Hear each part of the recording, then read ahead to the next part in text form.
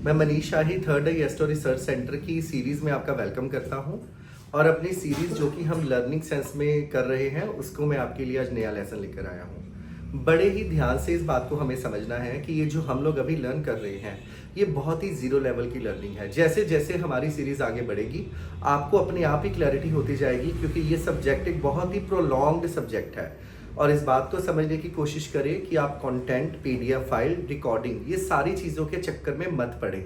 ये चीज़ें सिर्फ आपकी एक हेल्प कर सकती है, लेकिन अगर आप ये सोचें कि इससे आपको होरोस्कोप एनालाइज करना आएगा, ये बिल्कुल अलग बात है।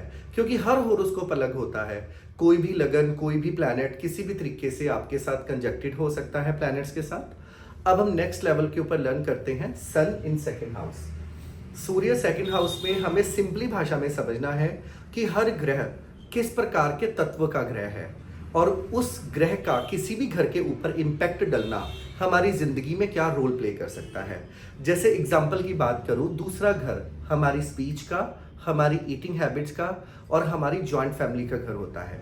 अब नॉर्मल सी भाषा में देखा जाए तो सूर्य एक ऐसा प्लैनेट है जो अग्नि तत्व का प्लैनेट है। जब अग्नि तत्व का प्लैनेट आपके स्पीच वाले घर में बैठेगा तो क्या करेगा? देखिए, नॉर्मली ये हमारे फेस एक्सप्रेशंस का भी घर है। सूर्य दूसरे घर वालों की स्माइल कंट्रोलिंग स्माइल होती है। सिंपल सी साधारण सी भाषा में कहा जाए, ये इतना कंट्रोल्ड स्माइल करेंगे, इनको हंसी भी आएगी तो ये कोशिश करेंगे ना हंसें या कंट्रोल्ड थोड़ी सी स्माइल करेंगे।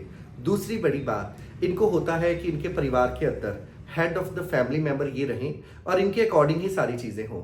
दांतों में कैविटी होना ऐसे लोगों में नॉर्मली देखा जाता है। नॉर्मल सी भाषा में दूसरे घर का मालिक कहीं भी हो, वहां पे दृष्टि, वहां की कंजंक्शन, वहां का लॉर्ड, उस लगन के अकॉर्डिंग क्या रोल प्ले हुआ है, ये सारी बातें अलग हैं। लेकिन अगर दूसरे घर में जनरली सूर्य का प्रभाव होता है, ऐसे लोगों की दांतों में प्रॉब्लम, ऐसे लोगों की स्पीच के अंदर लीडरशिप क्वालिटीज, ऐसे लोगों का परिवार में अहम भूमिका निभाना, दांतों में कैविटी होना, और ये वो लोग होते हैं जो अपनी स्पीच को दमदार तरीके से दूसरे के सामने रखने की कोशिश करते हैं। लेकिन इसके साथ बाकी ग्रहों का जुड़ना भी बहुत बड़ा रोल प्ले करता है। लेकिन दूसरे घर में सूर्य की एक बहुत बड़ी प्रिकॉशन रहती है। ऐसे लोगों का अगर किसी भी फीमेल से कभी भी कोई डिस्प्यूट हो जाए तो उसमें ये हार जाते हैं। कोशिश करें सूर्य दो वाले फीमेल से बच के रहें, ताकि इनकी लाइफ के अंदर किसी भी प्रकार का शुक्र के रिलेटेड प्रॉब्लम ना आए। किसी भी तरीके के इलेक्शन अगर लड़ने पड़े या आपका ओपोनेंट कोई फीमेल हो, कोशिश करें वहां से बचकर निकले, ताकि उसका कैंडिडेट भी फीमेल ही होना चाहिए। काल पुरुष कुंडली के अकॉर्डिंग ये घर हमारे शुक्र का घर होता है और यहाँ पर सूर्य का प्रभाव इस तरीके की प्रॉब्लम देता है। दूसरी सबसे बड़ी बात, ऐसे लोगों को जब कभी भी फीवर होता है तो हेड के सराउंडिंग होगा, क्योंकि दूसरा घर हमारे फेस एक्सप्रेशंस का घर होता है और वहां पर अग्नि तत्व का ग्रह होने से हमें हाई फीवर जल्दी हमारे मस्तक पर आता है। इसलिए सूर्य जब कभी भी दूसरे घर में हो तो इन सारी चीजों का, इन बातों का और इन प्रिकॉशंस का ध्यान रखें। एक अग्नि तत्व का सूर्य जैसा ग्रह डोमिनेटिंग स्पीच भी दे सकता है।